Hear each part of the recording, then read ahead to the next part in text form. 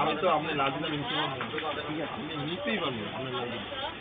এক টাকা সামনে আছে না ভাই আমি 30-এ আসে আমি কই 30-এ আইয়ে এইটা আমি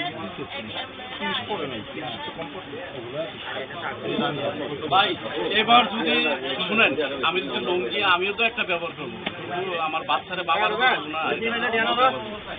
এই পরিচিতিটা থাকবে পরবর্তীতে লাগলে তো উঠে চলে যাবে ভাই আমার সাথে নাই আমি আপনার নম্বর আমার মোবাইলে আছে ভাই ওদিন আসামি ধরে দিলাম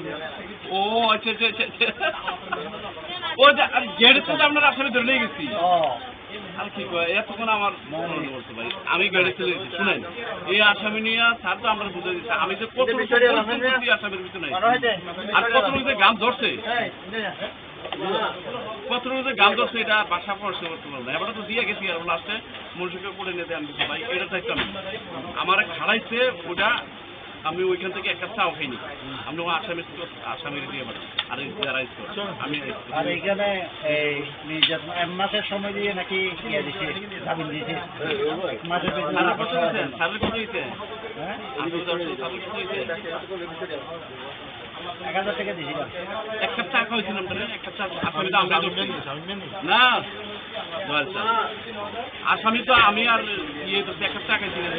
এক কাপ চা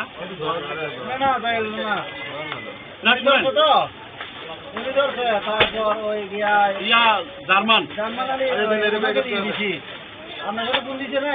হ্যাঁ এক কাপ চা খাওয়াইছি এক কাপ চা যে মালিক দাঁড়াইছি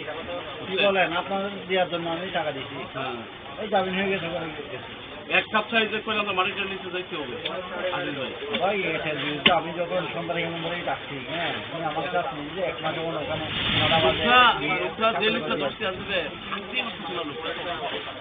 তারপরে আবার হাসপাতাল নেওয়া লাগবে চিন্তা করার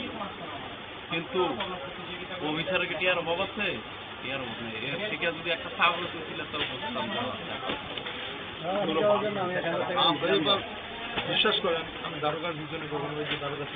এই যে শুনেন আপনার কাছে আজিজ ভাই এমনি আমার পকেটে টাকা আপনার কথা বললাম কিন্তু আমি কিন্তু এই ব্যাপারে ইন্টারেস্টিং না কিন্তু একজন অফিসার এত বড় একটা দুর্বল আসামি ধরে কিন্তু ওইটা তো আমরাও ধরে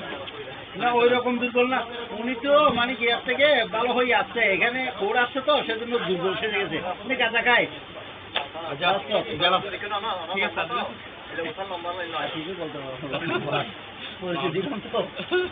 আচ্ছা পরবর্তীতে আমি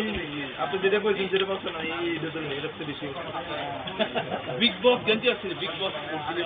বিগ বস আছে না আমি দেখি